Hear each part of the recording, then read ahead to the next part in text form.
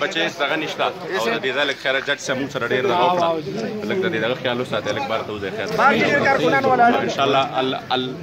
د حضور د عزت او د ناموس خبره ده قتل نه دی ډاکه نه ده بل څه نه دي الحمدلله دا چې د حضور د عزت د وجه مونږ وایو د حضور په نوم هم دننه کې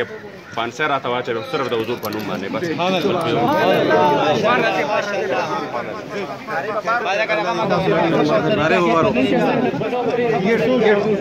دے دینا